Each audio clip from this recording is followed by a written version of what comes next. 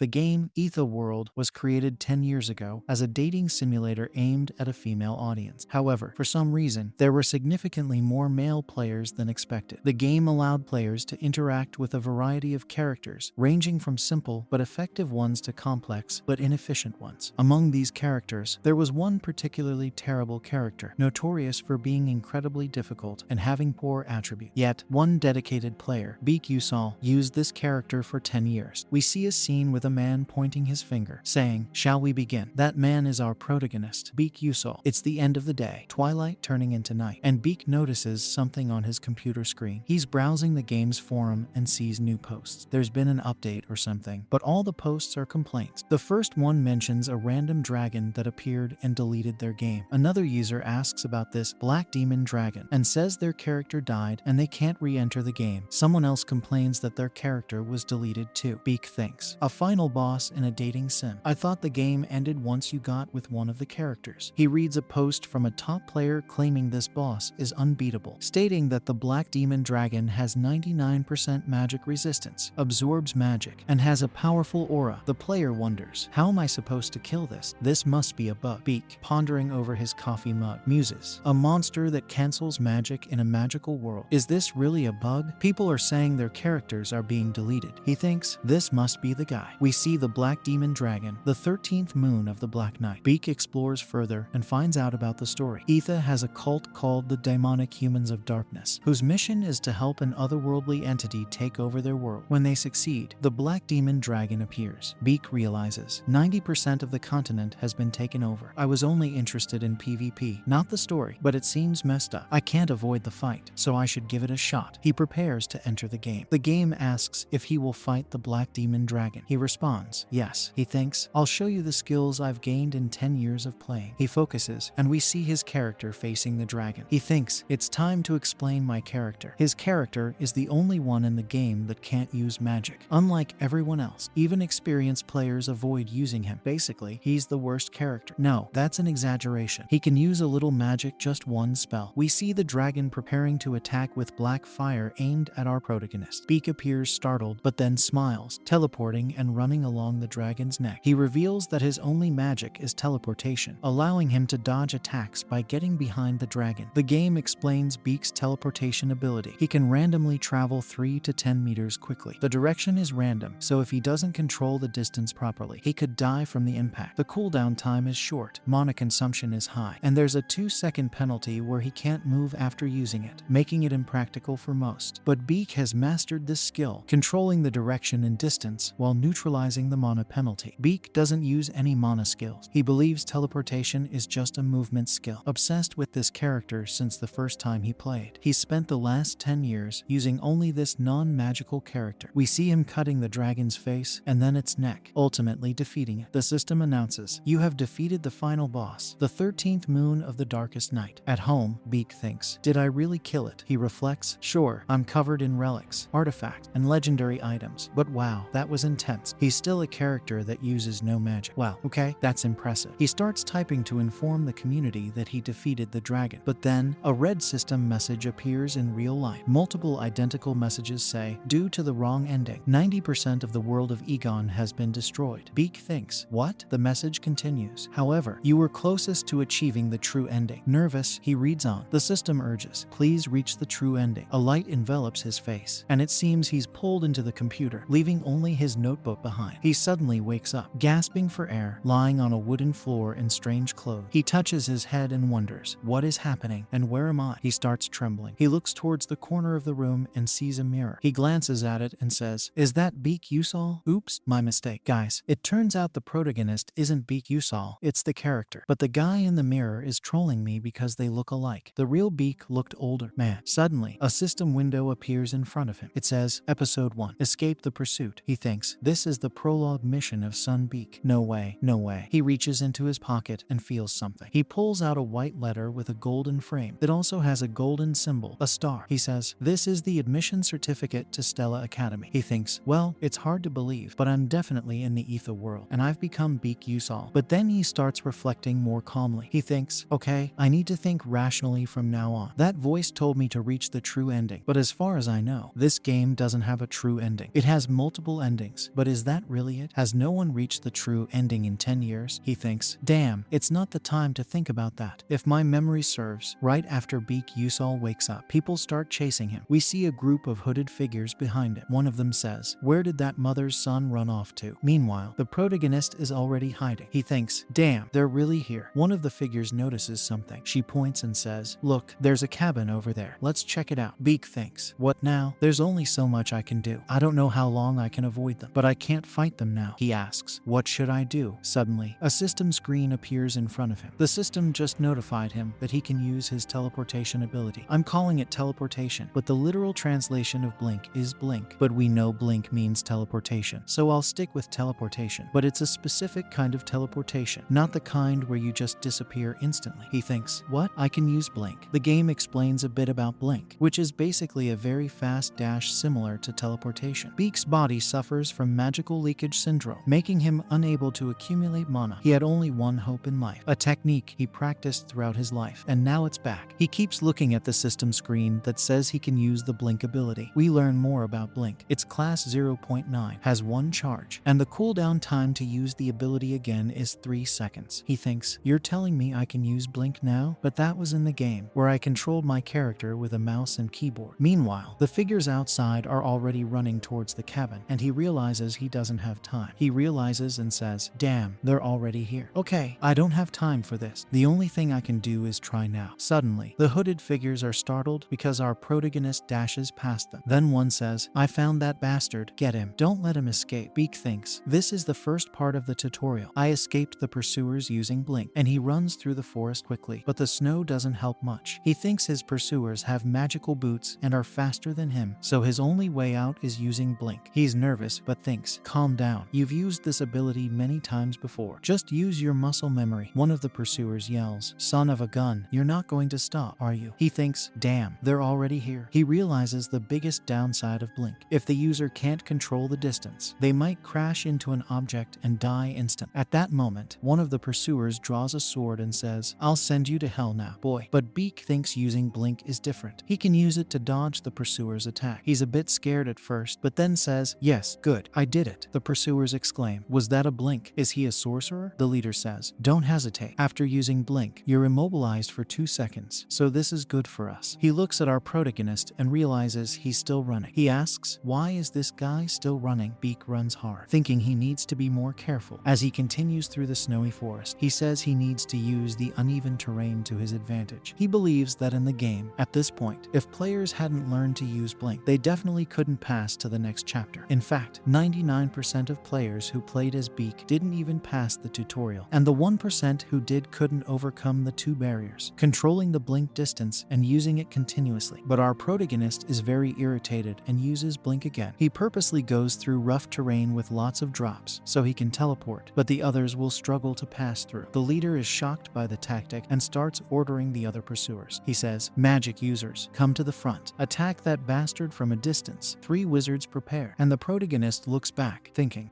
they're going to use magic on me. He realizes this is the second part of the tutorial, using blink to dodge incoming magic, and they're magical arrows he needs to dodge. He thinks that in the game, it was much easier because he could see everything behind him in third person on the monitor. It's much harder to avoid them here. Suddenly, a system window appears, saying that his syndrome is actually an ability. Magical leakage syndrome is currently being used. The system recognizes that this syndrome has derived abilities, cognitive acceleration and sixth sense, which can now be utilized. We see an aura forming around the protagonist, and he starts sensing the magical arrows coming close to him. Thanks to the sixth sense, he can beautifully dodge all the magical arrows, but one of them comes very close to his face, and that's when he uses blink to dodge it. The explosion is intense, leaving a crater in the ground. He thinks, yes, that was close. He runs again, thinking, okay, this is the last one. He's already exhausted from running so much. Part 3 of the tutorial, cross a canyon using blink. It's an extremely difficult canyon to cross, with a large cliff and small stone pillars to step on. He realizes the only way to get through is to perfectly control the distance of his blink. After doing that, some wizards who were passing by can rescue me, and the tutorial will be over. To do this, I need to cancel my blink ability. If used perfectly, it lasts only 0.1 seconds. If he fails, he'll die. He says there are apparently 20 floating rocks. He thought they were pillars, but no, they're actually floating. He starts thinking, who was the bastard who designed this tutorial? tutorial. I'm also thinking, who was the programmer who thought,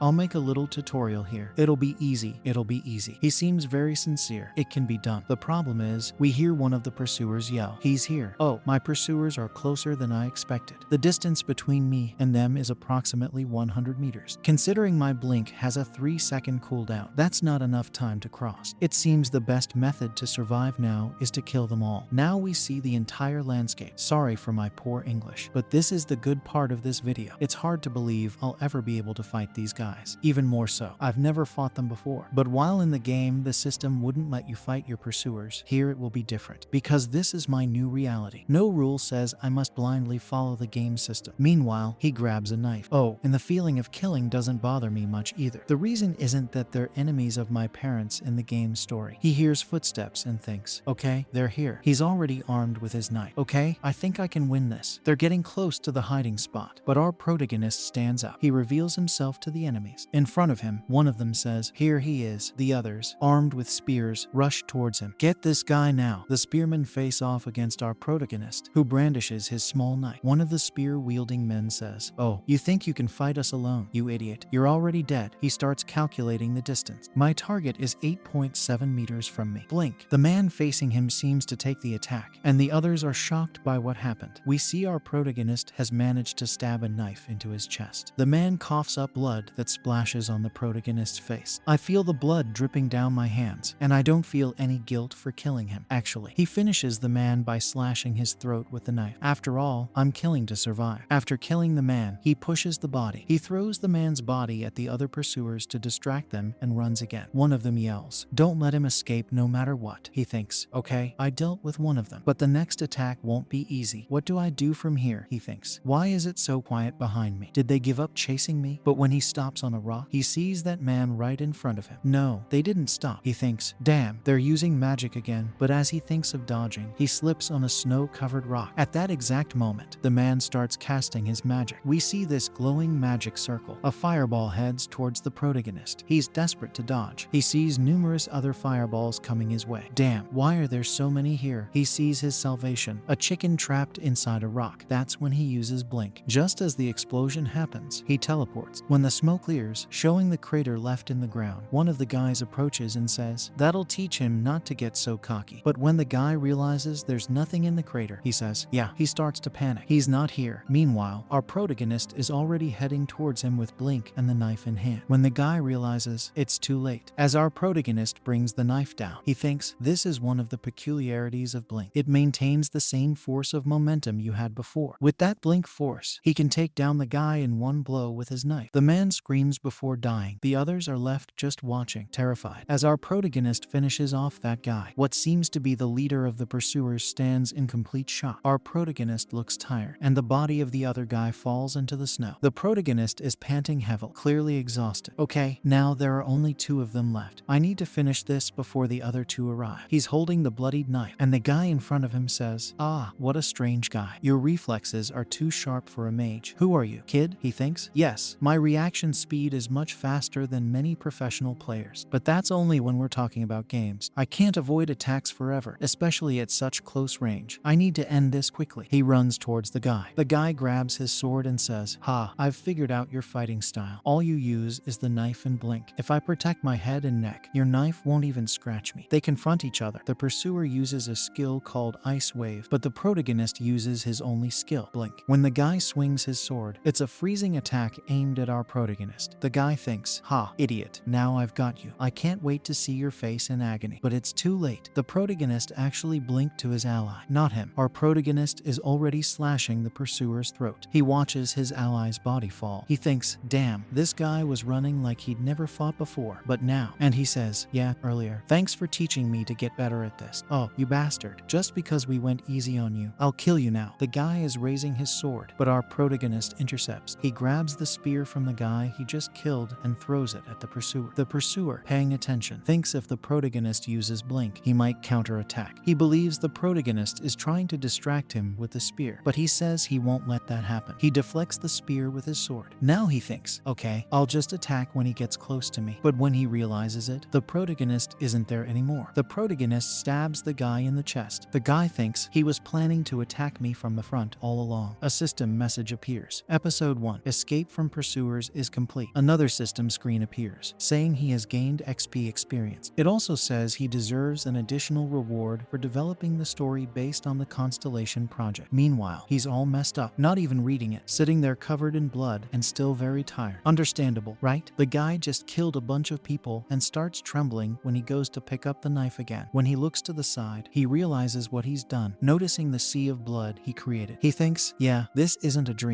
My first blink, my first battle, and my first kill. He feels a bit bad about the situation, but starts thinking he killed to survive. He finally stands up and says, let's get out of this place. But then he notices something, looking at the bodies. He thinks, although this makes me feel a bit more remorseful, I think it's worth doing this because I have no money. He starts looting the bodies of the pursuers. He finds a pouch filled with gold. He thinks, here are 2 million credits, equivalent to approximately 2 million won. It's better than nothing. Looking back, he thinks, okay, the problem now is, and we see this large cliff. The problem is crossing this cliff. He trembles, facing the abyss. Someone shouts, is anyone there? Hey, here. He thinks it's the group that rescues him at the end of the tutorial. Even though he didn't follow the exact path of the tutorial, they appeared. He shouts, I'm right here. One of the wizards says, there's no bridge nearby. Can you cross? The protagonist says, yes, I'll try. The wizard says, okay, we'll wait for you to get across. Another guy says, but wait, to pass this, he has to be at least a third-class knight. Can a kid like him do it? The other guy says, yeah, I'm not so sure. But when he looks, he gets scared. He sees our protagonist using blink to jump from stone to stone. Our protagonist is very quick, having done this numerous times. They ask, what is this? Is it advanced magic? What's happening with our protagonist? There he is, jumping from stone to stone so fast. It's beautiful to see. Another guy says, it's a blink. They confront the woman who said that. The guy asks her, is that a blink? But with a blink, you don't control the direction or the distance. How is this possible? Suddenly, the guy sees 2 more people on the other side of the cliff. They ask, are those 2 with that kid? Yes, but looking closely, he realizes they're not. The pursuer is already preparing another fire magic aimed at the protagonist. This time, it's not just a fireball, it's a whole torrent of flames. The guy warns our protagonist, hey, watch out, he thinks.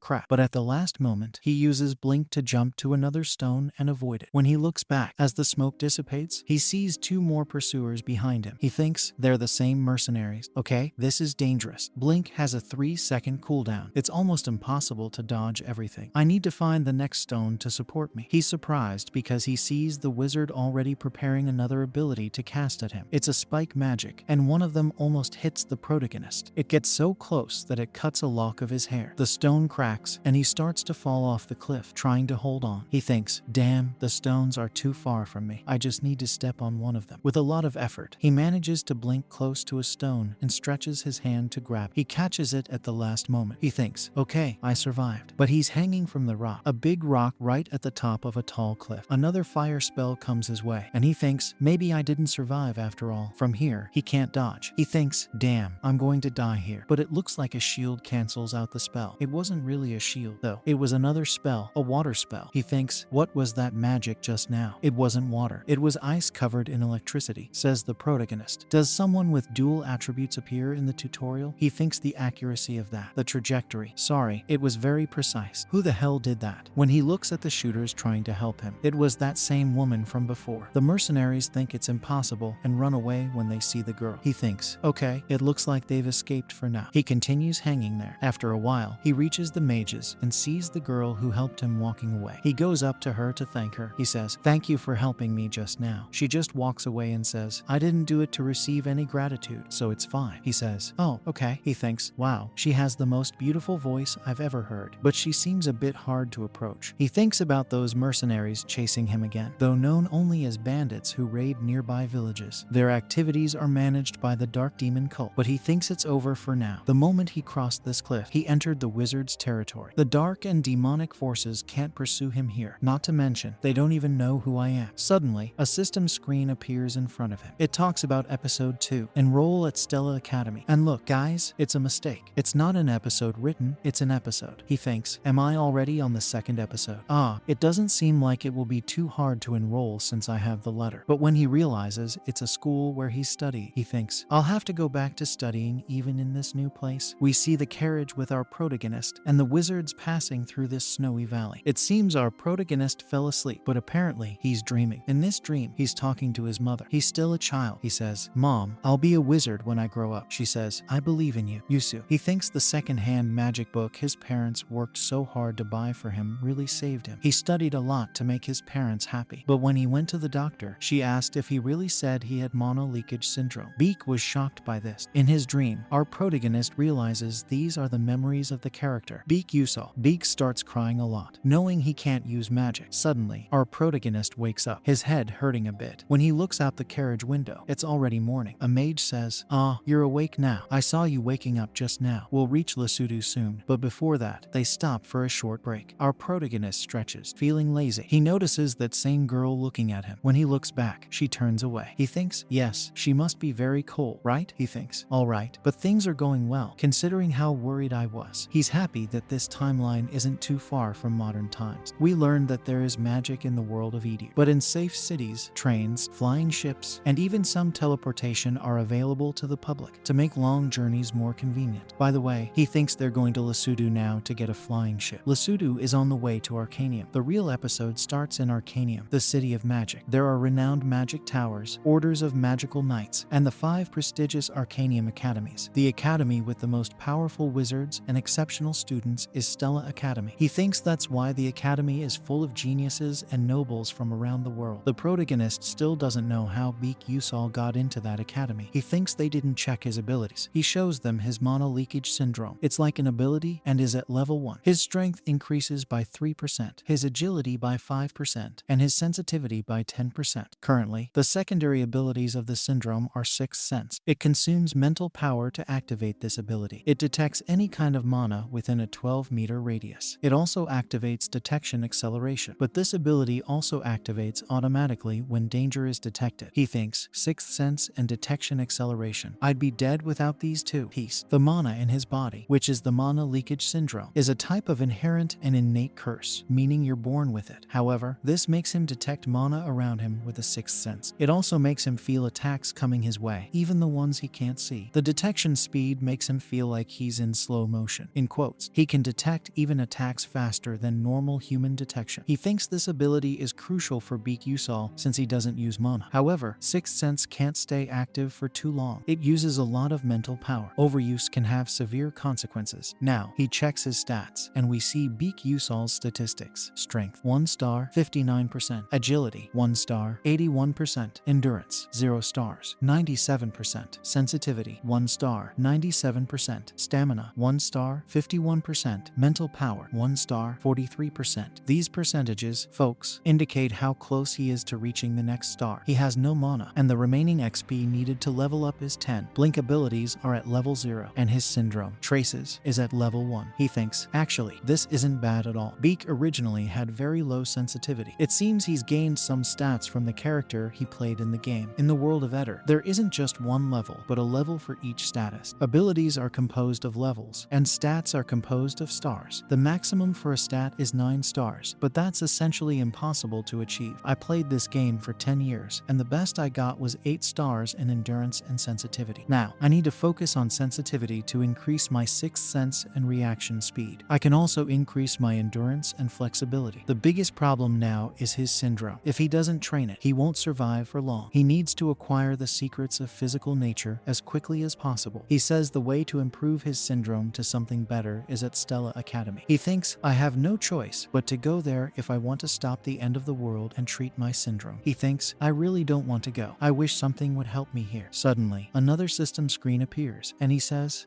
it looks like I missed this. It seems he has some notifications he hadn't seen, but one of the wizards interrupts his thoughts and says, hey, let's go. He replies, okay. They get into the carriage, and he thinks, maybe it's better to check this later. Meanwhile, the wizard continues talking to him. They finally arrive at the flying ship, and the pilot, among the pilots, is addressing everyone. Now we're going to Arcania. Please take your seats for safety. Suddenly, our protagonist catches the attention of another passenger, who starts talking to the others. Hey, look at that guy. He looks like a lost child. Has he never flown on a flying ship? He must be a bumpkin. The guy calls out to him, saying, I don't know why Stella is letting these peasants into the school. It's supposed to be the most renowned academy in the world. They're tarnishing the academy's reputation with people like him. He says this while looking at the protagonist, who doesn't respond and just sighs. He thinks, kids are the same wherever I go. He ignores the guy. The guy gets angry. Did you just sigh at us? He gets even angrier. Hey, Hey, cut it out, man. But suddenly, everyone starts paying attention to something else and making a lot of noise. The protagonist looks back and asks, why is everyone making such a fuss? He sees a woman with white hair and red clothes. Princess Bayan. Even the protagonist turns around. Bayan, or Bian, as he decides to call her, is the princess of the Adelbai kingdom. Her name is Hong Bian Adelbai. She walks through the crowd with respect, impressing everyone. She's not wearing red clothes, just a red tie. Her outfit is white. The guy who was shouting earlier says, "Ah, your highness." She gives him a cold look and he becomes nervous, but she just walks towards the stairs, passing right by our protagonist. He thinks, so she's the main villain of the world. Hong Bian is one of the main characters of the game. She and the main female character of the game always had a rivalry. She dies at the end of the story, no matter which path you take. In some endings, she's brutally murdered. In others, she's bullied at school until she's expelled. In one ending, she suffers such humiliation that she never appears in public again. It seems like the developers had something personal against her and wanted to make her suffer no matter what. He sees that she's very popular among male characters and now understands why. She's very beautiful. Suddenly, his stomach growls. Maybe I should eat something. He sees various sweets that look like a pastry shop, but when he sees the price, he thinks, why is this so expensive? I'll eat when we get to Arcania. Another announcement is made throughout the ship saying, we will arrive at Arcanium in 10 minutes. Please proceed to the first floor. The protagonist thinks, finally, it's starting. Well, this is my reality now. Let's go all out. But he feels very uneasy. It's nice to be here, but can I really survive at the academy? Can I survive in this world? He remembers the black dragon from his cult. I really wish something could help me in a situation like this. He remembers the notification he hadn't checked yet and looks at the system window. It says, the Constellation Project offers you a special reward. It offers either a worse version of the items he used in the game, a worse version of the abilities he used before, or experience to level up attributes. He thinks, it seems like this system has a high commercial ethic.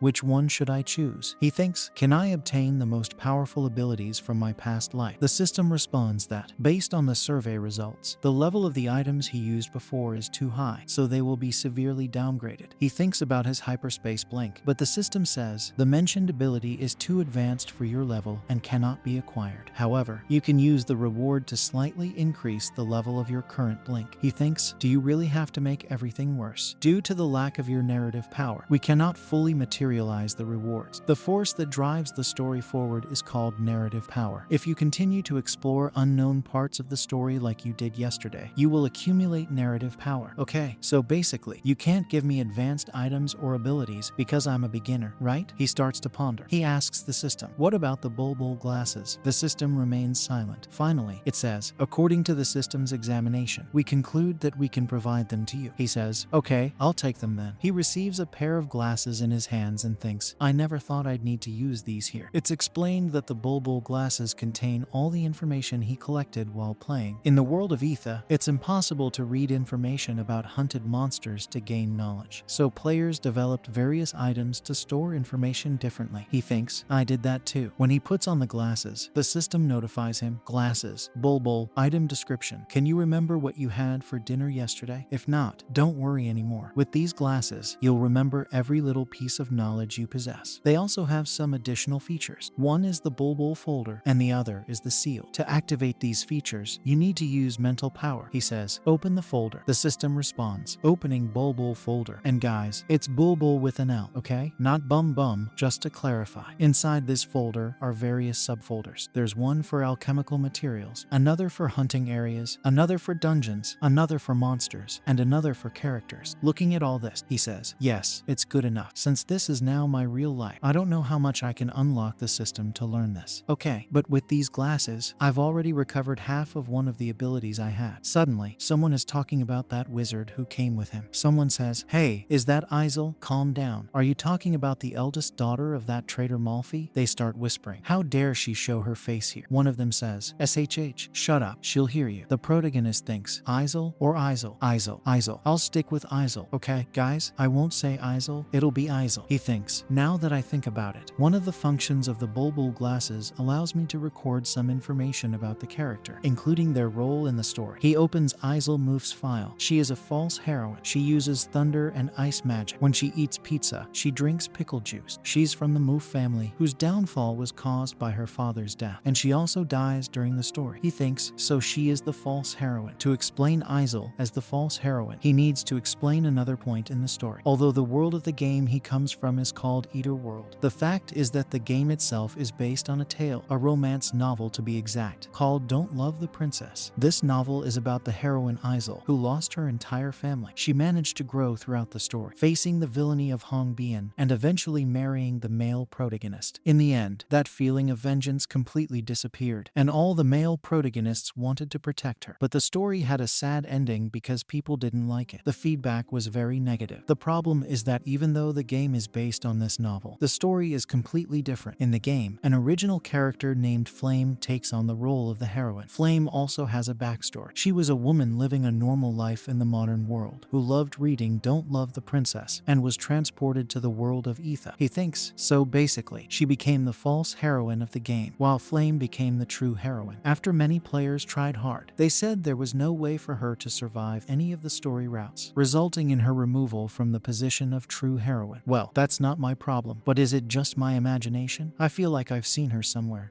Okay, it must be my imagination. I should let it go. They finally arrive at Stella Academy. We see several students in well-fitted uniforms lined up, with an older gentleman speaking. As you already know, the dark human demons are those who embrace the power of the other world to turn people into monsters. Until this moment, the cult continues its invasion, opening gates to the other world or releasing ancient monsters and dungeons. Our destiny as wizards is to protect this world from the forces of darkness. Now, we will begin the ceremony for the new students, who were admitted based on their scores, and they are our new freshmen. We will now call to the podium all the top scoring students. We see many students here. I'm not sure if you can see, but the students climb onto the podium, the stage where the older man is speaking, and he thinks that everyone there are the main characters. But obviously, the standout here is Ma Yu-song. He appears much more mature than the others. He is the student who entered with the highest score of all. So, this is the famous Ma Yu-song. We learned that this character perfectly embodies the phrase, "Between heaven and earth, I am one in a million." He has a 9-star mana status and the potential to approach the realm of the divine. He is naturally a genius, capable of controlling all the elements of this world. The protagonist, even if he can't achieve the true ending, must avoid bad endings. To do this, he needs to bring evil and blood to the good side. But that doesn't depend on him. It entirely depends on Flame, the main character of the game, and how she will act moving forward. If she behaves like in his reality, it will be a good idea to leave Ma Yu-song with her. But things will get ugly if she sees him as an enemy. Given his advantage of information, he shouldn't take any risks. His role in the story can be compared to that of a shopkeeper. Additionally, the heroine has a special ability to purify the dark human demons. She also has an ability that can boost the power of those around her. Whether he likes it or not, she will affect him too. His job is to help the main character from a distance and not get too involved with her. The man in front, who looks like the director, says he, and with that, we conclude our entrance ceremony. The system appears. Episode 2, enrollment at Stella Academy is complete. And that same morning, at the academy, Baek was already in class with the other students, and he thinks, it's been a while since I graduated from college, so it's kind of weird to be in school again. But still, and he's looking at a gold watch. Having this here makes me feel happy. This is a Stella pocket watch. It is a watch that proves that you are a student of the Stella Magic Academy. If you have this, you will receive a better treatment and a better service than many people out there, even more than some warriors who have their licenses. And then he thinks, yeah, I have to use this somewhere. And someone enters through the door of the room. We see that it is the teacher, who is already very bruised and has a scar on his face. And he says, please sit down in your places. Let's start the test now. So take everything off the table and leave only what you use to write. And those who wear glasses will need to examine their precedent. And the beak thinks, so what follows after the ceremony is a test. And it is explained that the curriculum of the Stella Academy is more rigorous than any Korean university. You take a test even on your first day. It's called a class organization test. Class, that is, it is a test that will determine which class you will be in. So, start the test. And when the test is placed on the bike table, he thinks I have no idea what is being said here. And he has explained to us a little about the class placement test. Not to mention the test you have to do to enter the academy. This specific exam is known to be very difficult. Students are classified between class F to S based on the result of this test. And the teacher thinks, of course, the playable characters of the game are obviously in class S. And on the other side, we have Baek Yusal, 141 students.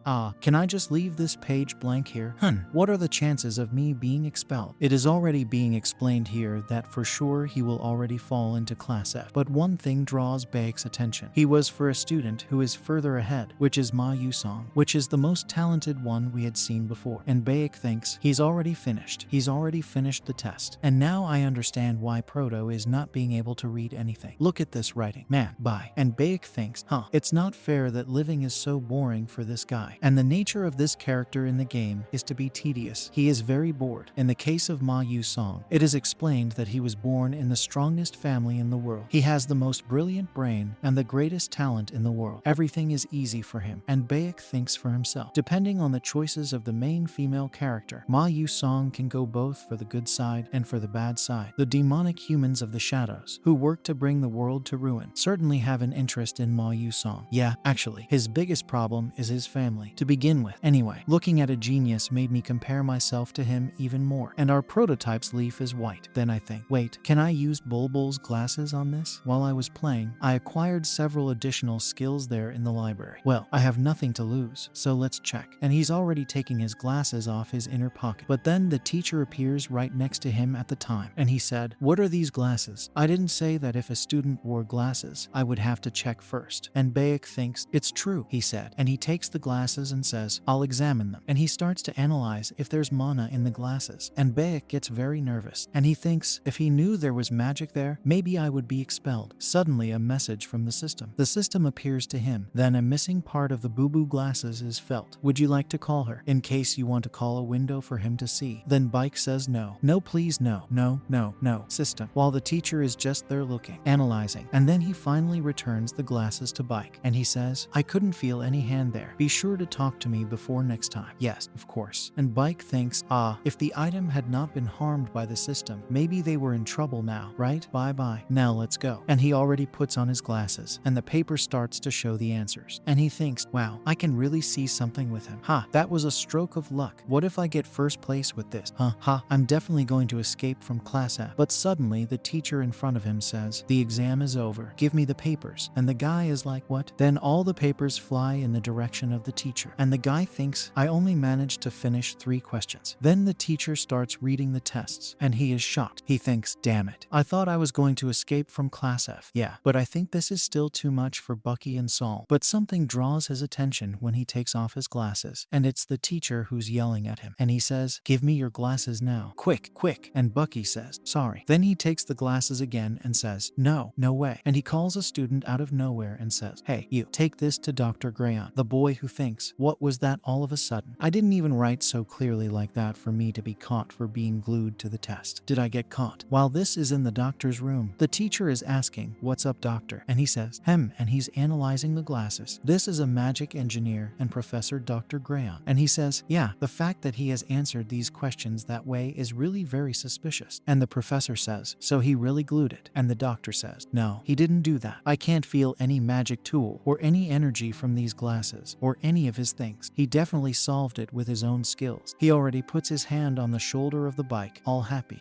How interesting, isn't it? I thought I'd never see that in my life. Anyway, Professor Lee Hang-woo apologizes to the student and guides him well in his classes. And he says, understood. And all embarrassed, he says, I made a mistake. I'm sorry. And the guy who's thinking, to tell you the truth, I got it. And he thinks, if the original functions were still working, I would really be in trouble now. But he just tells the teacher, it happens. And he thinks again, that was pure luck. And now, later in the academy, now in the teacher's room, Professor Lee was correcting the tests, and he was paying a lot of attention to question one of all the tests, until a person suddenly calls for him, and it looks like she's a teacher too. And she says, are these proofs from the new Kaluros? And he says, yes. And she says, I heard there are some special Kaluros this year, and this woman is part of the Council of Elders of the Stella Academy, and she is Professor Edelthaman. And he says, yeah, apparently there is. So we have a brief presentation about the Kaluros that may be interesting. From the most renowned family when it comes to fire magic, we have Hongbian Adelbai from the Kingdom of Flames. We also have a Kaluro who is chosen as the successor to the position of Prince of the Scalvan Empire, with 12 years only because of his magic. And he is Jeremy Scalvan, who completely surpassed his older brothers to get the throne. And from the greatest magic tower to we have the successor of the master of the Full Moon Tower. I don't know this name in Korean. And the teacher keeps talking. Yeah, I heard it was hard to make questions for these students of these big families. This year, for sure, they had interesting questions. And the teacher replies, yeah, good that you're enjoying it. But he goes back to pay attention to the tests. And he thinks, as the teacher Adele Temem mentioned, the class class setting this time was made with a new type of question. The first 3 questions are the most difficult for students to solve, especially for those who studied in the ordinary and normal way. And there are intentions behind these 3 questions. Flexibility test. If you have a problem that you can't solve at all, can you move quickly to the next question? Second, how do you solve a problem that never appeared in any of the books you read? And the teacher thinks the age of magic in which people need to memorize theories is over. Now what really prevails fast is quick thinking and creativity. But in fact, these questions were not made to be solved. Only 141 of the students answered them. And in the order of the 100 students who answered these questions, the vast majority did not get a correct answer. Among the new students, only 3 were able to answer this question correctly. Ma Yu-song, the prodigy of the century, who appeared as if he were a comet, but his origins are unknown. And there's also Flame, who got a direct admission from the principal despite being a country girl and is recognized as one of the talents, getting close to Ma Yu-song. And we also have Baek Yu-sol. Ma Yu-song and Flame are considered geniuses. Baek Yu-sol had a very bad grade to get admitted to school, and I didn't expect him to be able to solve these first 3 questions, especially when he could only solve these 3. And the teacher next to him says, "I don't know why you're so upset. I'm worried about the score of the new students." And he says, "It looks like there's a student whose score doesn't make the slightest sense." And she says, "It does make sense. Yes, despite having several formulas and equations that he can't solve, you yourself can solve it without knowing anything." And he says, "Do you think this child here could be some kind of genius?" And she says, "Or it could just be a coincidence." And he sighs, getting a little frustrated with that. And he already has a ticket, kind of in the bike registration, and it's written, "Guaranteed special admission due to your mastery of the blink ability." And the teacher thinks, so this child that the director admitted is really different, right? And he gives a smile. A combat wizard specialized in blink. In the future, we will know if it is really special or if it was a mere coincidence. While everyone is leaving the class, right after finishing the tests, there are some people saying, "Yeah, I heard that the score will be in a frame." Huh. And the other says, "Oh, I'm so stressed. My mom said I won't go home until I get at least in class A." And our protagonist is thinking to himself, "I don't believe I had to do this personally. In the game, you could check your class with just 1 click." Then he sees the frames saying all the students and their classes, and someone pays a lot of attention to Bike, and people start whispering about him. "I heard he got 0 in the magic application. How did he get into this academy? Now I'm questioning the standards of this academy." And he thinks, well, think whatever you want. I'm just going to check the class I took. Oh, no, that matters a lot, right? And he goes straight to frames E and F, but he just doesn't see his name, neither in F nor in E. And he thinks, my name is not here. Did I fail the test completely just because I answered 3 questions? Oh, now I'm dying. But there are people talking about his name. Bike, you so what do you mean? This has to be a mistake. Can someone get this out of here? It looks like there are more people around a specific frame, and that draws the attention of Baek too. They are saying that there are very talented people who ended up in class A. And how is Baek here? And he thinks, what's going on? It's something very strange. Am I going to check it out? Then he takes a walk, gets close to people, and he is amazed to see his name is in class S. Class S, Baek and the sun. Why is my name written there? It can't be. What's going on? I don't know. The most special grade, the one that all students dream of being, the S grade. It is the place where the most special students of the school are, and of the Stella Academy even. It is different from the other grades, which have several other graded grades. The S grade only has 41 students, all in one class, and he thought, what? I got it in class S. Oh, this looks like a mistake. Huh. It looks like I'm going to run into the main characters of the game earlier than I expected. Running into the protagonist early like this will further diminish my life, which is already small in this game, and I can't even change my class. Well, now I just have to do my best to pass discreetly among everyone. I'll be able to do this somehow. And at first Flame was watching our protagonist, and there are 2 protagonists, right? There is the protagonist of the game and the protagonist of the world. And there's our protagonist, who's a dick in life. In this next scene, we come across a castle. We see that it looks like a room, and someone slapping Beyonce's face. And this woman says, you missed 3 questions. Even Princess Excel, who is the daughter of that horrible Dutch, managed to miss only 2. And she is the elementary teacher of the element of fire. Hong Yol, you're not even able to answer these questions that those insects got. That means you're smaller than an insect. You should rethink what you did as an insect now, and don't do it again. Do you understand, Bian? And Bian says, yes, Mom. And the mother just keeps staring at her on the floor. But she reconsiders a little and says, listen to me, Bian, you can't be like me, who was hunted all over the kingdom and ended up in this place. Stupid position of teacher. You cannot be the shame of the kingdom. Then she lowers herself and grabs her daughter's face, and she says, you have to become a better existence than your sister. And she gives a very evil smile. You understand what I mean, right? And Beyonce they respond, of course, Mom. But in her head, she does not understand. She says she just wants to live the way she thought and solve the way she thought. Problems composed by magic she did not learn, spells she did not learn, formulas she did not learn, and she starts crying and wonders why she's tormenting her life that way. And now, meanwhile, in Class S, we have a class, right, with 41 students in Class S, and our proto is thinking, oh, I'm screwed. Of course I came to a place full of weird antisocials. Then he starts to hear some bubbles and more gossip about him again. Like, how is he here? That's what I know. I haven't been able to find out yet. Did you see that our parents protested to find out why he was in Class S? And the only answer from the academy was, Bike and Saul have the qualifications to be a Class S. Is that serious? It doesn't make any sense. And Bike thinks, well, I think I'm an exile. Well, they've been working since they were young, haven't they? Beast, man. He says that while stretching. So I would also be frustrated if I knew that a person like me would be in the same class as a person who has worked so hard. Well, people are changing classes according to the tests that happen periodically, so it's okay. And Class S is not exempt from this. Of course, there are other reasons for a person to be downgraded, but now that I think about it, it seems that there will be a male student who will leave Class A and go up to Class S. I remember that from the game story. Well, I'll find out later. Anyway, it's pretty impressive to think that these game characters are well ahead of me. In a few years, these students will become the most famous in the world, and at least 5 of them will have the opportunity to betray the magic world, and my Yuzong is one of them. If Flamey can stop what's going on, it would be very good. Then Professor Lee appears again and says to everyone sitting down, it's a pleasure to meet all of you. I'm sure some of you have already seen me, but I'm going to introduce myself formally. I am the teacher of the S class, Lee Hanwall. So people start talking about him. So this is the famous Professor Lee Hanwall. The number of humans of the molecular system that he hunted is impressive. He is called the 7th Magic Knight. He's really on another level. Please, everyone sit down. It seems that there are several talented students here with me today, and also a very unique student. As you all know, this is a place where we foster combat mages, and just like the magic warriors, you will receive a rigorous experience and education during these 3 years. I don't expect all of you to be able to keep up with the rhythm, but I want you to give me the best you have in this half time. Any questions? But the whole class is silent. Well, let's start the class then. But it seems that Bjorn is entering the class only now, and Proto thinks of Bjorn right away, who follows all the rules of the class, and she starts talking to the teacher, and Proto thinks, something happened for sure. Well, I'm going to use the boo-boo glasses to check it out, and we see the file of Hong Bian Adelbot. She is a villain, a fire mage, likes a red fire candy, occasionally burns herself. She only drinks espresso if it's the right way, has a very evil mother, and is guaranteed to die during the story. And Prada thinks, no, that's not it. Guaranteed to die. The end. If Isel died because of flame, Hong Bian dies both because of Isel and because of flame. We can say that this is the inevitable end of this villain. While he takes off his glasses, he thinks, I would like to save her if I could, but it's not like I'm in a position to help. In the meantime, the teacher is already guiding her to her place. Yeah, I feel bad about it, but I have to keep my distance from the story. But when he realizes she will sit right next to him, and she gives him that sinister look, and he gets a little nervous, but she just sits in silence right next to him. What is this? It looks like the table has been turning since I got to this academy, right? And the teacher keeps talking up front. But before we start the class, we will have the succession of cetros for the activities that will take place inside the school. Class S and Class A will do the succession of cetros together, and our protagonist thinks he would be the successor of cetro, right? I'm talking about cetro, but it can be staff too. Anyway, yeah, it sounded a little boring, but I was waiting for it. I see. There are 2 big events at the Stella Academy. One of them is the contract ceremony with the relative, and the second is the Cetrus succession ceremony. As the academy is awarded, which the Stella Academy is, the Cetrus succession ceremony also has something special. I did some research, and apparently Cetrus has another translation too. Apparently, it's a Cetrus, so I'm going to stop calling it a scepter, and I'm going to call it a staff. From there, they are taken to a very cool environment. In fact, it seems that it is all imbued with mana and magic, and the teacher asks, is everyone here? There are staffs here prepared for the lower class and for the upper class. All you have to do is go up here and get the staff you like best. The process to change an already chosen staff is very complicated, so choose it wisely and carefully. And Proto thinks, yeah, I thought he would say that. Actually, it's not us who are choosing our staffs. It's another way. In the Ether world, the staffs correspond and react to the person who best adapts to them, causing this person to command them, causing the effect of resonance. This means that you, being a low class, cannot get a high class staff just because you want to. For example, and our plot goes around the staff. Anyway, which one should I choose? If it were before, I would probably choose a class F staff, but I have to think think wisely, since now I'm a classist. The staff that best adapts to my position is a wand. Staffs are usually separated into two classes, the short form, which is the wand, and the long form, which is the staff. Wands are usually chosen by the magic knights, making Kuki be able to use spells quickly. But on the other hand, the staffs themselves are more used by the bishop class, that focus on only one magic for a long time, and people are talking behind him, what's up? What are you going to get? And a guy starts mumbling about our Prota again, my god. People love to gossip about him. Since he's a class S, he shouldn't have problems with resonance, right? And he just turns his face and thinks,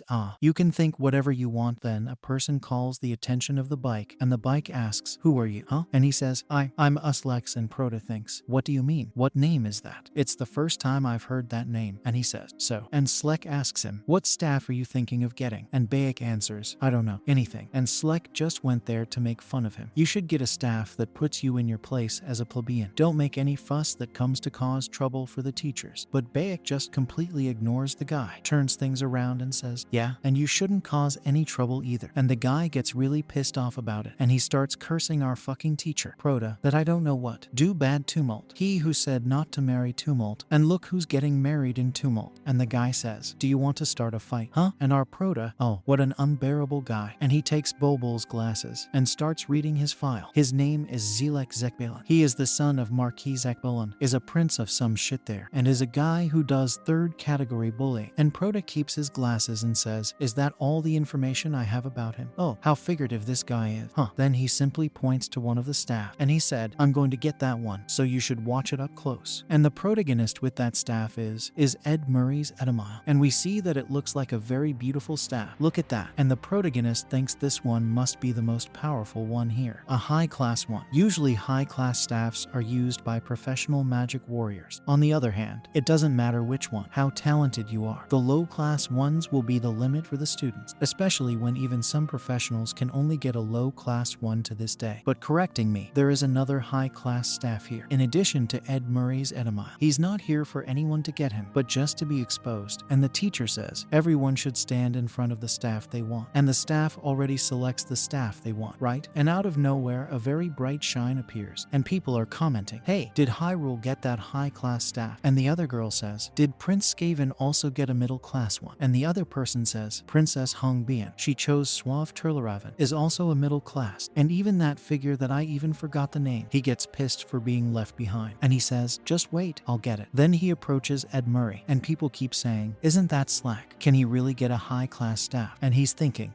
watch carefully. I'll show you what a real S-class can do. But when he gets the staff, a very strong magic hits him, and Prota thinks, as expected, he failed miserably in the resonance. And we see the slacks falling on the floor, all screwed up, all burned. And the person says, wow, it looks like he got hurt. Hey, someone call a teacher. And the person says, I think some high class is impossible. And Prota thinks, yeah, if it were you, I would give up soon. Then we see Mu and Song approaching, and Prota says, I think you better give up, because the owner of the staff is already there. And it's Mayusong. I said Mayusong. It was bad, guys. Then people say, will he really try to get the high class one? And people keep saying, I don't think he can handle Ed Murray's Edamile. But when he gets it in the cassock, unlike the other one, a very colorful, very beautiful shine comes out, and he successfully gets the resonance. And people are out of luck. The student who just arrived managed to get a high class one, and the teacher thinks, yeah, I already knew that. Now a lot of people know how talented he is. Then Milesong notices that Prota is looking at him and smiles at Prota, and Prota thinks, what? Did he lose his mind? Anyway, Flamey also got a high class one, which is called Terravan, and this is where the routes start to split. Thervon, Mayasong would be interested in her because of her conquest, opening the route of the game Mayasong. But if she went to another staff and opened a completely different route, and he thinks, I need to make Flame bring Mayasong to our side. And right at that moment, Protobelt observes her going in the direction of that same staff he was talking about. And he says, this is Thervon. What are you going to do? Flame? Yes, go, get the Terravan. We see that she is just facing for now. That way, Miles Wong will be interested in her, and we will have the possibility of getting the happy ending. But she just passes by Terravan, and the Prada thinks, what? Why did she do that? She is not interested in Terravan. What's going on? She doesn't know. Maybe she doesn't have enough information. Oh, anyway, this is bad, son. She will be able to resonate with any staff. She is the protagonist, and if she ends up getting a strange staff, we will lose all the good routes we have at the moment. At this point, I have no other choice but to push Terry Vaughn to her, and he uses the blink in her direction. But it's been a while since the plant used a blink, a beautiful blink. Flamey gets a little scared of our protagonist, and she thinks, how did he get here? And he starts to laugh nervously. Then he says, ah, are you choosing which staff you're going to get yet? She says, how do you know that? Huh? I just wanted to help because you looked lost, you know? She says, but that's not in your interest, huh? Okay? Bye, and our protagonist is left behind. Poor thing, he was ignored by the protagonist of the game. He says, wait, oh, there's something strange about this. The protagonist, Flamey, was supposed to be a very sociable person. Why is she being so cold like that? I can't let her go like that so easily. My life is depending on it. And he says, hey, wait, I really want to help you choose one. Think about your own staff, man. But I see a staff that is perfect for you. It's right in your face. He looks like a salesman. And Flynn asks, what do you know about staff, huh? And he thinks, why is she so angry? What did I do wrong? Or she doesn't care about the extras. And he says, I've heard a lot about you. Don't you think you're able to get that staff over there? And she asks, the TR one? Yeah, that's it. And suddenly a noise scares the protagonist a little. And he says, what was that noise? And when he notices something, he goes in his direction. He closes his eyes, but then he slowly opens and he realizes that the TR1 is in his hand. And he keeps admiring for a while until he understands. And he says, why? Why is this in my hand? It was for Flame to get this here. Oh, shit. Flame. And she looks like a lot of whore. And she says, why? And he says, nothing. Now I'm foo. Word with F. A lot of word with F. And after the ceremony, the people are already leaving. The sun is already setting. And now we see the perspective of Flame. Now it looks like he's playing the game. Now the protagonist is Flame. And she whispers to you in the background, have you heard? This year, 2 students managed to get high-class staff. Wow, really? Historically, only 5 people managed to do that. So it increased to 2 people. Only this year. Yeah, but if it wasn't weird enough, one of the students can only use blink. No other magic. Oh, but blink is a basic magic. How is it possible? My parents said that blink is a very bad magic. Did something go wrong? And Flamey is just listening to all this. And she goes to the self-study hall. She goes through the corridors and says, oh, I finally found the silence. Man, they were just talking about that guy. It doesn't matter where I went. The news about the 2 students who managed to catch the high-class staff spread very quickly throughout the school. But I can't understand. And she remembers the scene of our prota getting everything. Terravan. At the time she thought, no way, he just caught Terravan. Who is this guy? I read the original novel 3 times before being here, but a character called Bike and the sun never appeared. And it looks like there's an ice guy inside the ice guy. Guys, oh my god, it looks like there are 2 characters in the same ice guy. Damn it. Okay, this is getting interesting, okay? And she thinks, and it was said in the novel that no one managed to get to Erevan. But did this guy manage to resonate with her so easily? Is he trying to show off to me? That doesn't make sense to think about now. And someone calls Flame, and it's a group of girls who are after her. And she says, oh, are you going to study now too? And she's a little frustrated, but she turns into a very nice little smile. You can see that this Flame is a fake. And she says, do you think I'm a nerd or something like that? And she says, no, actually, you always say that when I have nothing to do, you study. And she says, it's not quite like that. And another girl in the group says, but Flame, why do you call us children if we are the same age? It's just a habit. I've always been treated by much older people since I was born. We see inside Flame's head. Oh, I still have to understand that I'm in the novel. She's my gift now, so I can't act exactly like that. Oh, damn. Flame is an older person just like our protagonist. My god in heaven. It's going to be hard for you too to realize that you're in the same ice guy. But what is Flamey's goal? The bike that saved the world. I don't know about her. Then another girl says, are you going to help Flamey alone again? And she starts to think her name is Jack, I think. Why is her hair so similar to mine? And Flamey answers, no, not alone. There is a special supplementary meeting for me to participate, so I'm going there to do that. Anyway, I'm going to this one. And the girl says, oh, yeah, alright, let's go to a coffee shop next time then. And Flamey goes out saying goodbye to them, and she kind of sighs. Oh, these girls. It's very complicated to deal with a student of that age. And she ends up bumping into someone, and the person says, Flamey. And she understands. And it's Heewan Hyung, Heewan Hyung. It's the guy from the Full Moon Tower that we talked about earlier, because his name is a disgrace. Then he says, are you okay? She says, yes, I'm fine. Your expression is not so good. Did something happen? And she thinks, is she worried about me? And she says, no, nothing happened. And he asks, are you going to high school? And she says, yes, I'm going. And you, are you going to the exclusive training field for the S class? And he just says, you can't be so lazy like that. You have to train every day. And she says, you are unnecessarily sincere. And to be honest, that's not something you should say. Oh, really? Yeah. They kind of face each other for a while. And he gives a smile. Then he puts his hand on her shoulder and says, so, see you later. And he walks out, and she is admiring him. And she thinks, oh, what a sweet boy. And she sees that there's another person watching her. And to tell you the truth, that was pretty scary. There was a person in the corner of the hallway looking at her. And it's that so-called Jackie. And she thinks, yeah, Jackie, why is she still here? And when she goes to call Jackie, Jackie runs away. Then she thinks, it doesn't matter. It's not the time for that. And she goes to the self-study hall, a special supplementary meeting. According to the original novel, Aizel and Hongbian will be in this meeting. It is very important that I see this link between the villain and the original protagonist of the novel. She's coming into this room, right? And we notice that the characters are there, including our protagonist in the background. And Flamey thinks all the important characters are here. Let's see, it seems that this time who is giving the class is Kyle from Class A. Yeah, it looks like he's taking care of it. These meetings here are for students to improve their curricular grades and see how high-class students are participating. And she thinks even Maya-song is here. And Maya-song is being extremely friendly with our protagonist, which is very boring. This scene is very good, man. And Flamey thinks, Maya-song, he who can be considered the strongest male magician in the world. He's interested in the bike and the sun. This is definitely not a coincidence. And apparently this bike and the sun didn't solve anything beyond the 3 questions of hell. And she thinks he knew from the beginning that he just needed to answer the first 3 to be in Class S. And she starts to doubt our protagonist. Frammy kept thinking, if he really knew all of this beforehand and still acted this way, he is very dangerous. Meanwhile, his mind was already very stressed, very nervous about being there. But Mayasong was even kind of cute with him, trying to start a conversation. But Baek was thinking, my god, I wish someone would get me away from this man. But Mayasong kept talking. So, son, why did you come here? You don't need to hear this kind of thing, do you? Is there some special reason?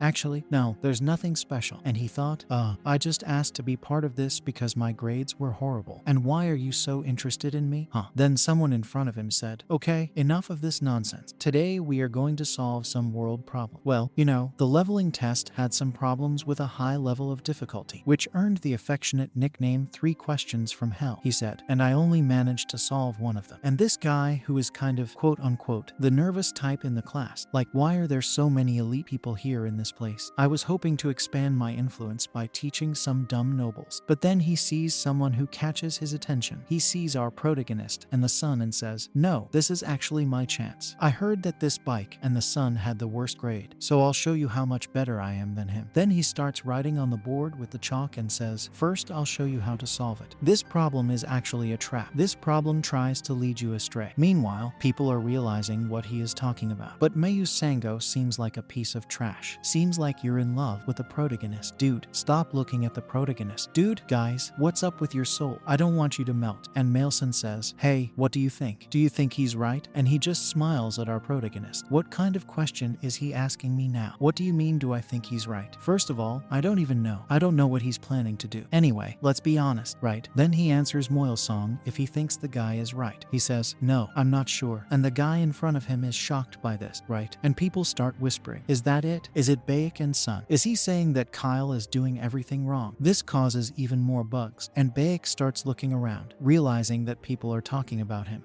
So why is everyone looking at me? Then the guy even breaks the device while writing, and Kyle says, am I doing it wrong? So, Beak Yusal, why don't you come here and solve it? Oh no, now it's on. But what kind of hum? But he interrupts his thoughts and looks to the side and sees that Mario Song is so happy this happened, and he says, you can do it, son. And the protagonist thinks, he did it on purpose. Well, let's go, right? And he goes down the stairs to actually, right there on the board, solve the problem. And who is really watching him is Flame, because she is getting more and more suspicious of our protagonist. But it seems she's not the only girl keeping an eye on him either. Then, obviously, he puts on his boo-boo glasses, right? Because without them, he wouldn't be able to answer anything. And he thinks, okay, the 3 questions are hell, right? It's more like a common sense test, a general test. Let's see a simple example here. A wizard casts a spell saying, Dear Earth, shed tears. So, when the spell is completed, the amount of land doubles. What would that be? Well, this answer is very simple. If the land is crying, it is in a state of dismantlement or decomposition, where the land is broken down into several pieces. It's ridiculous to have to think about this, but it's the kind of problem that the test had to solve here. And Kyle, who is right here, solved it as if it were a math problem, saying that the soil divides when it cries or something like that. Anyway, the answer is right, but the method is wrong. In fact, it's the dismantling of the land that results. But if there were another problem similar to this, he would certainly be wrong. And he says to Kyle, yes, I can actually show how this is solved, and I can show where you went wrong too. The problem mentions the land, but what if it was water or wind? For example, did you think your method would also work?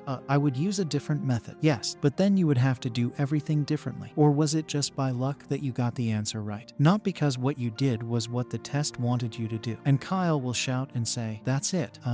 You're right. And the teacher thinks, did I kill his confidence? Anyway, it should be like this here. He starts writing on the board, explaining to Kyle, and people start writing what he is writing too. People are learning, and Frame is scared of this. How is this possible? Now even the other students are writing what he says. But she and Bjorn would probably have problems. Only there are a lot of distracted people trying to solve this problem. And she also thinks about the whole situation of Sun's company, and she thinks that's it. Later, the next day, the sun turns and Ami-san says, nice to see you tomorrow, Sun Luminos things. Oh, thanks Maya-song soon. Until tomorrow, nothing. I don't want to see your face for the rest of my life. I don't understand why he came straight to me. There is no reason for the characters to do this, except for Flan, obviously. At this moment, he passes by Hongbyong. She looks distracted and didn't see him there, and he thinks, isn't it Bien? Is she waiting for someone there? It has nothing to do with me. I'll just pass quickly. Beak Yusol? Bien calls our protagonist, and they stare at each other for a while. I have something to ask you. What is it? And he thinks that Hong and Bien have something to ask me. Why didn't you explain the solution before? And he thinks, right? No, it's not that I didn't want to explain. It's because I couldn't. How can a person with a logical method answer a test that doesn't make sense? I think she missed something, right? Yes, I don't know. There was nothing to say, okay? I understand. You didn't want to announce your answer in that kind of place, right? And he thinks, no, that's not it. I'll make it up to you. What? I'll make it up to you. I'll make it up to you. Exactly. So, whatever is on your mind, please explain it to me. Our victory is in your hands. Silver is desperate like what? And then they go to the library together. On the table are the leveling tests they took to know their ranking. And it looks like they're really going over the questions. I don't understand why you're paying me just to understand 3 questions from a leveling test. I have my reasons. Just tell me. Sure, my lady. But you only got the 3 questions from hell wrong. Aren't you ashamed to ask for my help, having missed all the others and only gotten these 3 right? No, not really. The only thing that embarrasses me right now is not knowing the answer to these 3 questions. If there's a way to find the answer, it's doing what needs to be done. And the protagonist thinks, yes, she seems like a model student, right? But why did you specifically ask me? You're a princess, so you must have several friends to ask about this. Hey, but out of all the 141 freshmen, if you count the people who managed to get the 3 questions right, it's only 3 students, including you. Wait, what? These questions were made to be unsolvable. I don't even know if that's a word, okay, folks? But Maya-song, Flame, and you managed to solve them. So I'm in a tough situation now, and our protagonist realizes this and starts trembling with the test in his hand. The questions here, were they made for no one to solve them? Yes, didn't you realize that when you solve them? Then he sits down again and thinks, now I understand why I'm in class S, and I also understand why Fleming was treating me that way. I don't know much about the construction of this game's world. I didn't even know the 3 questions were unsolved, but Flame is different. That's because she read the entire novel, and even if she doesn't know the game's story, she knows various settings of this story, and that includes the 3 questions from hell. But something happened that didn't happen in the novel she read, so Flame had no choice but to acknowledge my existence, the existence of Beak Yusol. So there really was a reason for her to act that way. Excuse me, why are you like this? Don't worry about me. Remember that in exchange for me doing this for you, you have to grant me a request, right? Yes, I know that well. Well, I have a very simple request. Replace my staff with a magic sword. The blacksmiths in your kingdom should do this very easily, but only low-level mercenaries use this type of weapon. Why would a wizard like you want it? It's just that it suits my style. And our protagonist thinks he's not going to explain why to her. He's not going to explain that he doesn't have any other magic besides blink. So, are you going to do this for me or not? Bien thinks for a moment. Sure, that kind of thing should be very easy to do. And the protagonist thinks, good boy. Okay, so let's solve this first. He already points to one of the questions from hell. The method is just to change the perspective. Change the perspective. And it's explained to us that Hong Byung's weakness is that all the spells she uses are strictly written in some book. She memorized them all very literally, so she gets kind of stuck. But she only realizes this in the original story in the 2nd year, after losing to Flame significantly. And the protagonist thinks that he can't give her too much important information now, but he can lead her in the right direction. And our Silver again tries to save Hongbin from death, who dies in all the story's endings. Come on, let's try, right? Nothing to lose. Dude, so, in this case, do you know what a riddle is? Riddle. I think I've never heard of that. Well, I'll give you an example. What's between one knee and the other knee? It's the leg, the part behind the knee. No, the answer would be, and the other. What do you mean? Do you remember my question? What's between one knee and the other knee? Then Hong Bai-young thinks a little with a reflective face, but then she gets very upset for being tricked. What is it? Bai-yang, don't look at me like that. Just stay calm and read this question question again. There are formulas and techniques you don't know. That means that to solve these 3 questions from hell, you just need creativity. But it's not possible to memorize creativity, is it? Then Bien decides to stay calm. She becomes a bit more reflective and says, yes, no. And the protagonist gives a smile, seeing that she's getting the hang of it. Obviously, learning several spells and various techniques is very important. But for a magician, what's really important is looking at a world beyond the boundaries of our mind. Magic can be completely transformed with just a small change. But you, for example, only think about the things you've seen. Spells and magic aren't just about memorizing and using them. You must be better than me at analytical thinking and quick judgment. But you ended up forgetting the most important thing for magic: creativity. During all this, Bien had this serene face, just assimilating, right? Absorbing what he was saying. But now it seems like she starts trembling, getting a little nervous and anxious. And the protagonist notices this aura emanating from her and says, yeah, I think her face is very serious now. You understood everything I said, right? It seems complicated, actually. And she takes that ugly expression off her face and says, of course, I understood. It's fascinating because I have no idea what I just said. I'm glad you understood. So, shall we start? Then our protagonist starts throwing stones. Just throwing stones. Why don't beds work very well? Because they're always lying on the job. And the other one, what happened when rock, paper, and scissors entered a race? The rock started rolling, but the scissors and paper put on a great paper in front of the audience. At this point, our protagonist notices a strange expression on Bien's face, and she's turning very red. Not sure if it's from embarrassment or anger, but she's trembling as she stands up from the table. The protagonist thinks, wow, I think she's about to explode any moment now. But he doesn't stop. He's a machine, and he keeps throwing these jokes. What did the clouds say to the ocean when it rained? And Bien thinks, it's a bit of a reflection. And the protagonist says, please get this one. And our guy is a bit ecstatic, but responds, yes, you got it. You got it. And she's so happy. She's cute. She's so cute. She's so happy. So cute. And the protagonist thinks, wow, it's the first time I've seen her smiling, both here and in the game. As expected of the princess, right? Her creativity is on another level. She gets a bit embarrassed by him, giving a small cough to disguise it. It's alright. That's enough. Move on to the next one. And he gives a little smile. The son is enjoying this. He is liking it. Then they continue there for a long time until it gets dark, and we see our protagonist walking through the fields. But he looks like a zombie bastard. I spent 3 hours making jokes for Hong Biong. I didn't expect her to actually believe what I said. Hong Biong, undoubtedly a mage with a very keen mind, but her weakness is this rigid way of thinking. But to explain this weakness, even though she's the villain of the story, I feel a bit guilty for doing this to her. But I need to quickly change the tone of the game. I don't know. I have nothing more to do beyond what I did. Okay, stop thinking. I need to hurry to buy the books I need for class.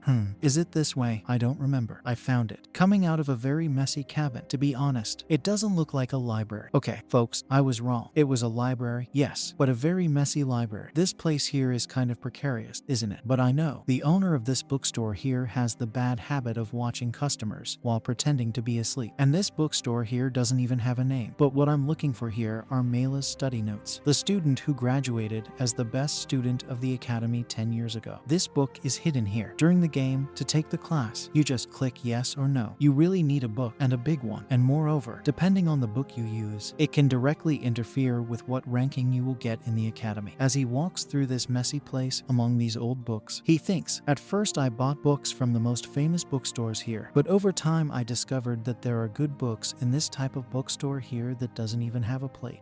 If I could get a magical engineering class thanks to Mila's studies, that's it. I'm sure I'll get the highest score. Well, actually, just by using the bulbul glasses, I already had very good grades, but I'm very capable of knowing the secret recipe for success. And here you are. We see that it really is a book different from the others. It's a bit smaller and even has a different color, and it doesn't look that damaged. And when he goes to grab the book, another hand hits his, and he realizes it's Isel. Do you know who I am? Of course. Aren't you famous? I remember you. From the Academy's supplementary group. Your name is Bike and Son, right? And our look asks, what? She doesn't remember us meeting before entering the academy. Our guy. The girl literally saved him, and he doesn't even remember. Our protagonist is screwed. He's been dragged into the mud, and she keeps talking. I like the debate you did. It was a bit disappointing you didn't finish explaining everything. Now that I think about it, she also couldn't solve the 3 questions from hell. Anyway, it was nice seeing you around here. And she turned her back and continued looking for some books, but our Silver kept watching her. Fortunately, she didn't want to take this from here. And he has a book he wanted so much, which are the notes of that moon in hand. But why is she here? And he takes a look at the price, and it's 78,000 of that currency that I don't even know what it is because it hasn't been talked about yet, right? And she's kind of sighing. She looks like she's disappointed with something. And I even think, what was that? These nameless bookstores usually deal with second-hand, used books. So generally, who comes here are poorer students like him. For someone from a fallen family like Izel, who lost everything, she doesn't have much choice but to come here, right? And her father, for example, was probably killed by the demonic humans from the shadows. This is very sad. A princess like her coming to buy used books, and even more worried about the price because she doesn't have money. Besides, she faced a terrible end in the original novel. She died long before Flame became the protagonist of this world here. You could say that the unluckiest character in this game is Azalea. We see the protagonist piling up books, 4 thick books, the notes he wanted on the counter. Please, I'll take this. And the librarian is like, all of this. And when the protagonist looks to see Izel's reaction, she looks a bit worried, a bit nervous about it. And he asks, what's wrong? You seem, you picked up several interesting topics. And he thinks she was about to curse me out. Right, like, which topics? All of them. Dude, why are you reading advanced sealing theory? This magic is ancient. Siam, alchemy, and magical engineering are already very advanced. This skill won't be used. Oh, yeah, well, it's true that it's not a very useful subject. So you know. And that's exactly why I'm buying the book, man. What? Why? Exactly. Everyone thinks like you. So it will be much easier to get high grades in classes. Well, anyway, I'll go ahead. And Izel is in shock. Like, she's very confused by what he said. As Izel said, no one in our class is interested in sealing theory. And that's exactly why I will be able to study less and get a better grade compared to the class. And with that, I won't have problems this semester. And Izel is still watching him. Dude, it's impressive. The protagonist didn't want to attract attention, but he's getting all the characters' attention. Like, he didn't want to get involved with anyone. But impressively, he's getting more involved with the characters than Flame, who is the protagonist. And the next day, early in the morning, we now move to Izel's perspective. It seems people are opting more for the subject of non-existence. Anyway, it's an easy subject to get good grades in, so it shouldn't be that bad. Then she enters the class, which has a lot of people, as always, and people talking. Hey, are you also taking the subject of non-existence? Yes, I'll take it, but I think I made a grave mistake. I enrolled in non-existence because people said it was a very easy subject to get good grades. And it seems that rumors spread, right? Many of the smart students also enrolled. Meanwhile, Izuri is just listening to the other girl saying she's screwed. And Izuri also thinks there's no more space, right? And says, I guess I'll have to put in my best effort in other classes to make up for it, right? And at the end of the class, everyone goes out to eat. And you're just deciding what you're going to eat, where you're going to eat. But Azalea is kind of excluded, as always, right? That's worrisome. If so many people are in the same class, it's going to be very difficult to get a scholarship. It's a lot of competition. I didn't understand that scene throughout the class. I'm embarrassed for her. She looks like a chibai. Should I eat first?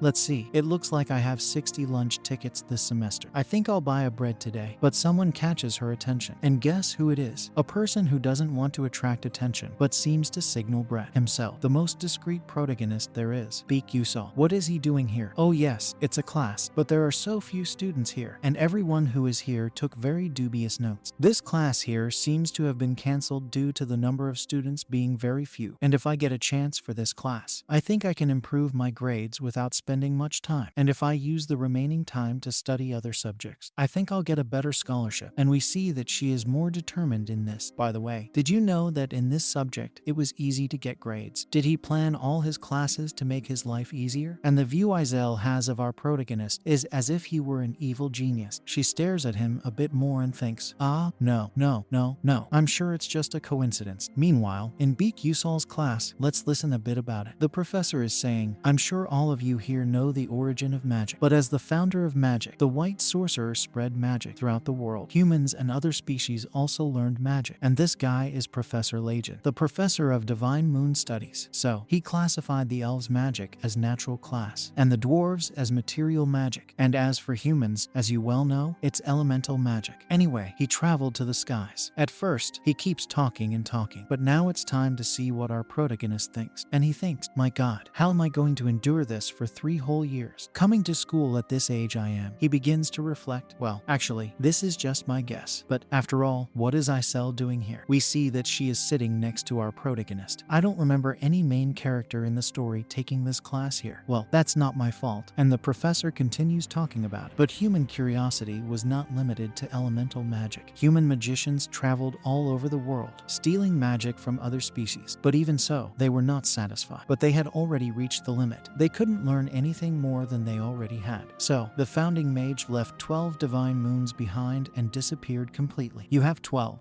12 guardians who protect the balance of power on the continent. It is said they are spread across the continent, fulfilling obligations from thousands of years ago. And that's right. And they have a special power they use to protect the continent. For example, the divine moon, which symbolizes summer, named Acer. Sixth moon, the red summer, also known as the red flame. It is said that these flames never die underwater. Even if you go to the bottom of the sea, you can still see the red flames. So, if you're very curious, you can go test to see. And the protagonist thinks that was supposed to be a joke. If any living soul enters the domains of the Sea King Salamanca, there will be no return. It was a great whirlpool that appeared in the middle of the ocean, which was completely frozen by the 12th moon, the blue winter. Each of the divine moons has its own power, and it is said that a miracle happens if all the moons are gathered in the same place. And a student asks, right? What miracle is that? And the teacher replies that no one knows, because all the moons fell thousands of years ago. And Silver thinks, yes, he's right, but at least I managed to find some divine moons while playing, though I only found 5 of them in limited events. And that was only possible because I gathered information from forums and the community, and no other player found more divine moons than I did. If my assumptions are correct, the 12 divine moons are probably related to the true ending. If no one has been able to achieve the true ending in 10 years of the game, the answer is probably in the content no one could access. I only managed to find 5 of them, and that was after risking my life several times. But I think I have no choice if I want to witness the true ending, right? Just do it all again, right? And the scene shifts to the training part, where someone throws a fireball at a training dummy. It looks like it was the professor, just to give an example. And she says, power isn't everything. No matter how strong your attack is, if you don't hit the enemy, it's useless. And this is the real professor of the fire department. And we know very well who this woman is. She's not very nice, right? And she stops to pay attention to an actor. He is like a laser, very focused. And when he hits the dummy, it causes a big explosion. And the professor stands there, watching, because it's part of the lesson. But she seems scared of something. It looks like the training dummy is intact, just smoking, and really, it had few scratches. Analyzing what she says, we see that the one who fired was Han Bian, and there she goes getting into trouble with that horrible mother again. After class, we see Bian very discouraged, sitting on a bench, and she thinks, once again, I showed my mother something she wouldn't want to see. She must have been very disappointed with me. But someone calls her, and we see that it's another academy student, including another character we haven't met yet. She says, are you okay? So she sits down to keep Bian company, right? She says, you are so smart. What do you mean by that? Ah, you use the same magic as me, but you're much stronger. Yes, but it won't help if I keep missing the target, right? But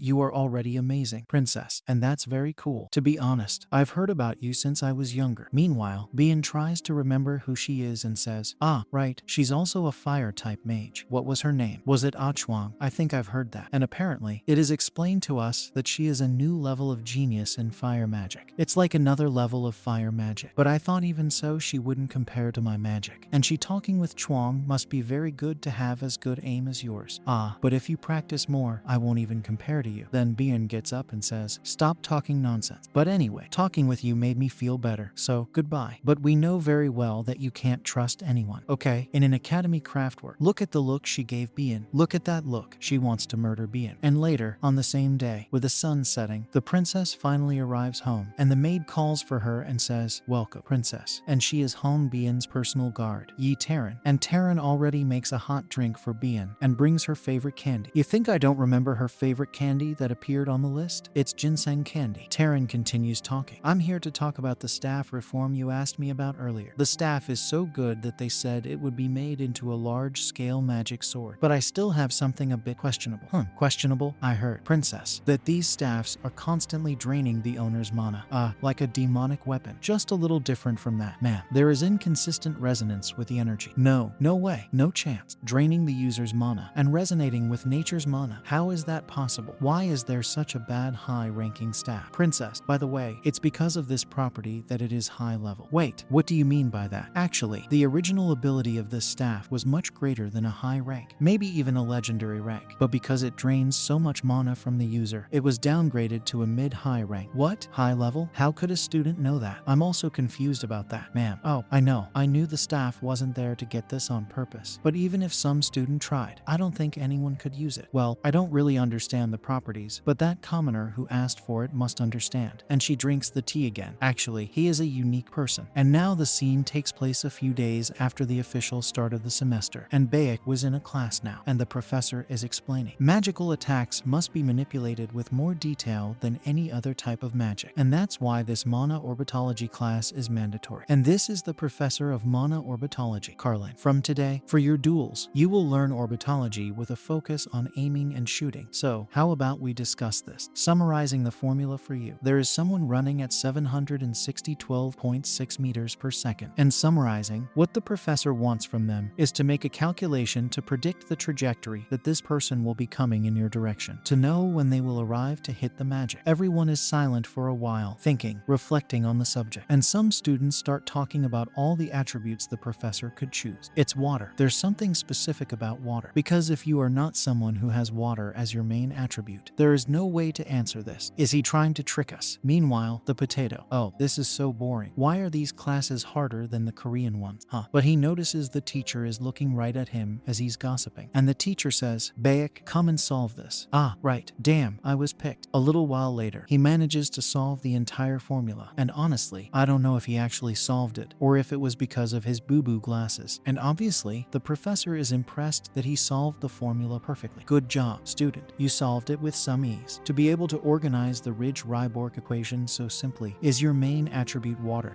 No, it's not, sir. Great. Then we'll continue with the questions in the next class. And Izel gives a knowing look to the protagonist. And as he leaves, obviously, someone already calls him because it's always like this. And of course, it was Izel. She says, I have a question for you. Now we're seeing from her perspective. She thinks, I noticed something about Beek Yusol while watching him. Even with bad grades, he is simple, even compared to the geniuses who got the highest scores in the academy. And when he was finishing the formula, right? She thought, no way. This question is so difficult. It could be asked at a university, even considering there are only geniuses in this school. I have to find out who this guy really is. Well, at first glance, I thought there was no way, but now I'm sure he can do it. I'm sure you have a strategy for picking the right subjects. She asks him directly, bluntly, what's your next class? And she thinks, I need this information. The guy gets a bit startled by this, and he asks, are you into me? Do you have a crush on me? Want to go out with me? Something like that. Of course not. You creep. Oh, really? I'm a creep because I'm the one who got sick here. And he thinks, I'm an adult. Why am I discussing this? Anyway, why the question? I was looking at the classes you attend. It seems like in all of them, you're the only one. All the classes you can easily take notes in. I'll be direct with you. Is this your strategy? Where did you learn this? The protagonist thinks she's asking what she wants to know. Ah, what do you mean by learn? It was just a coincidence. Ah, is that so? Okay, then I'm leaving. Wait, what? No, wait. Ah, he's already gone. No, I'm not letting you. Please wait. Why are you following me? Kid, go learn this kind of thing from other people. There are people smarter than me in this academy. Or just keep doing what you were doing. Well, watch me and repeat my steps. But if I do that, it won't help. Anyone attending the School of Divine and Lunar Studies will get a good grade. So it won't make a difference if I'm there. But if I go to other classes that aren't yours, okay, that might negatively impact your grade. And our protagonist thinks, yeah, if she doesn't get a good grade, she might lose her scholarship. But even so, she's worried about my grade. Even though she's a bit annoying, she's still the female protagonist. Anyway, can you recommend a class? One that's easy to get a good grade in. Do you think that look of yours will convince me? Ah, that's strange. Usually my face works. Ah, are you serious? Of course, it's a joke, but I knew you'd be tough to crack, so I prepared a compensation for you. What kind of compensation? And I even think, why do so many kids in this school have this thing about compensation, right? Do you know the story of the Phantom of the Seventh Tower?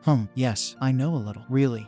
Few people know. That's because it's a whole structure that ended up disappearing, right? And there are several magical barriers preventing people from getting close to where the tower would be. And the protagonist was about to say something because he knows very well what's there because of the game. But he stops himself and then says, what? You were about to say something. And he thinks, I'm going crazy. This is really big information. Since with this information, Flame, the protagonist, can greatly increase her affection for the male protagonist. And if Flame knows this, that means Izel from the original novel also knew this. And Izel should give this information only to the male protagonist, not in the game, to the novel, and not to a side character like me. It's a horror movie, right? So I'm not in the mood to hear it. So bye. And what's so scary about it? Are you afraid of ghosts by any chance? Okay, I'll tell you for free, okay? Why did you change your mind? Ah, don't get into that, girl. And our protagonist thinks it's enough that she wants to tell me something. Well, anyway, this advice I'm going to give you now isn't directly related to the notes, but it's super useful for you. Choose the meditation journey in the abyss as your art class. Meditation, You were doing divine moon studies. Are you cultivating by any chance? No, not really. And he thinks, how am I going to explain this? My master was a bishop like you. She used a long staff and such. And through meditation, she managed to significantly increase her magical power. Just with meditation. And our protagonist, at this point here, this is not so well known yet. But for bishops who have high destruction magic, meditation is extremely important because to conjure something so simple, several formulas, equation, calculations are needed. But this mainly comes from your mind. I've never told this to anyone, but you are this and that. But you said I was ugly a while ago. Even if it's a course that won't help me much with my grades, I'll enroll anyway. I liked your advice. Okay, do whatever you want. She bids farewell to our protagonist, and he wonders if he really shared that tactic with her. This makes him a bit worried about the timeline. What will happen to the future now? But if I leave her, she'll have a terrible death. Yes, it will be great if meditation really works for her. But suddenly, something catches his attention. Now that I think about it, I'm also a wizard. Why haven't I thought of training until now? The character Beak Yusol from the game only trained his body. In the game, you just press a button and gain experience. Here, I'll have to do it directly. Anyway, lately, everything has been very calm at the academy. No fights, no monsters, so there's no source of experience so far. I should thank Izel later. He goes to his room to meditate a bit. Yes, this room here is definitely very large. Here at Stella Academy, each student has their own room. The dormitory system in the game